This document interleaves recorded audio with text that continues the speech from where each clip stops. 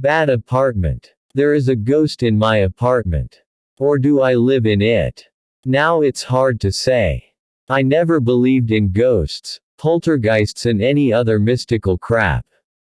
Before moving, it all started like in a fairy tale. A distant relative, whom our family never knew about, died, and my mother became the only heir to a luxurious 3-ruble note in the very center of the city.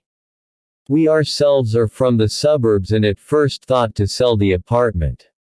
Even a buyer has already been found, but at the last moment I managed to persuade my parents to settle there. I had just graduated from the university in economics. I found a job in the city quickly and even managed to make some acquaintances. I liked everything very much. Class. The life I dreamed of.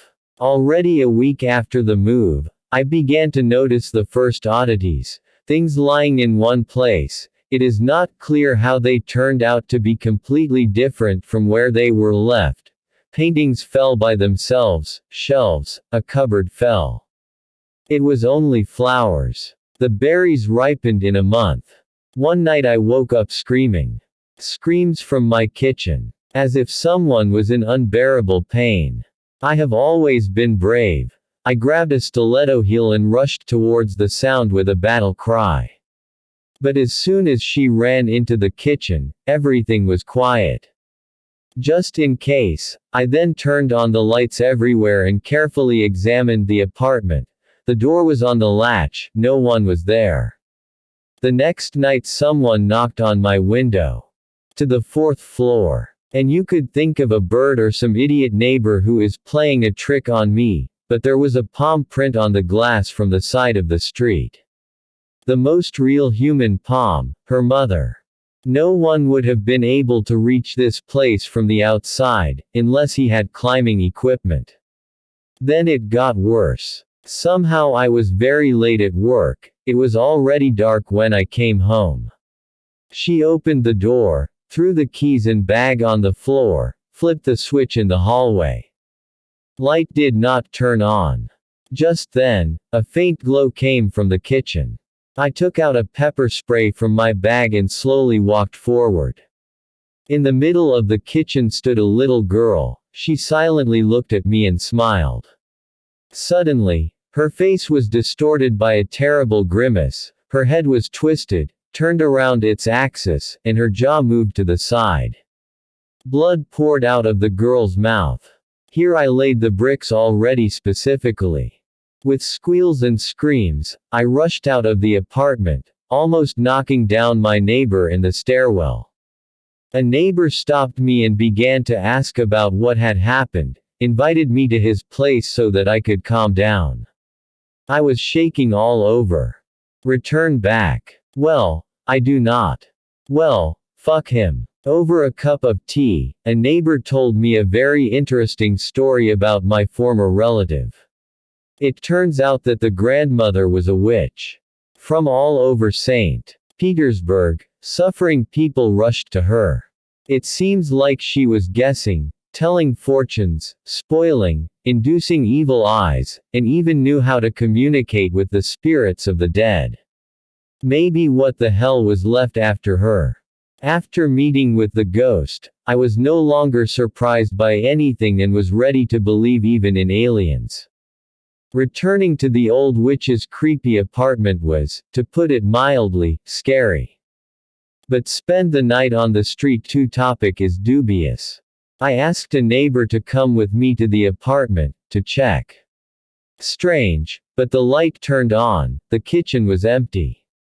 There was no trace of recent horror. I thanked my neighbor and stayed at home alone. I went to bed that night with the lights on. Everywhere. I also took a flashlight with me to bed, you never know. The night passed quietly. In the morning I called my mother, and we decided to sell the apartment after all. Several days have passed. To my relief, the previous buyer had not yet chosen a new option for himself and agreed to buy my apartment. I also did not sit in vain and have already chosen several apartments nearby for consideration. Tomorrow the sale was supposed to take place. I slowly packed my things and did the cleaning along the way. Suddenly, under the refrigerator in the kitchen, I found an earring. Unfamiliar. But I remembered for sure that when I was cleaning last time, there was no earring there. Mystic. Hardly. Ghosts don't wear cheap Chinese alec earrings. Then I put aside all my affairs and began to think. And to make me think better, I called the police. Because I don't believe in ghosts, but I do believe that some kind of bastard was rummaging around in my kitchen. Arriving at the call of the police, I told everything that happened to me over the past month. He did not really believe me, but nevertheless agreed to inspect the apartment when he saw a handprint on the bedroom window. I never erased it. The guy examined the wardrobe that had fallen, the paintings, the kitchen. The policeman surprised me. There were traces of foreign interference on the legs of the cabinet. Someone had filed them. The tourniquet on which the picture hung was also suspiciously thinner in only one place. When the policeman asked me who else might have the keys to my apartment, I felt like a complete idiot. I didn't know. I never had time to change the locks, flew out of my head. Anyone could have the keys. That's stupid. With a sigh of sympathy, the policeman took fingerprints from the window glass, and we went to write a statement. By the evening I had the first news. The prints on the glass belonged to my neighbor, the one who comforted me after meeting the ghost. As a young man, he was convicted of theft, and the prints were in the database. The neighbor did not deny and confessed everything.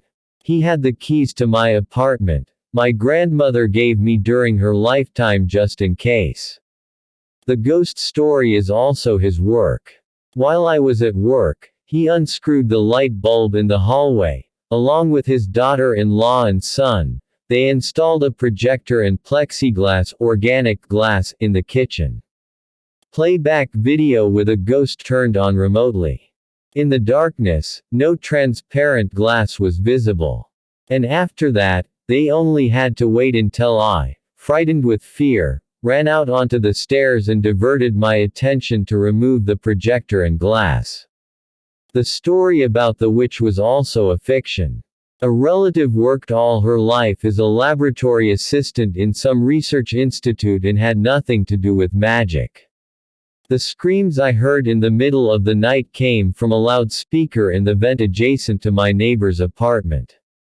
The neighbor has long laid eyes on the grandmother's apartment. I wanted my son and daughter-in-law to move closer. But the grandmother refused to sell her home.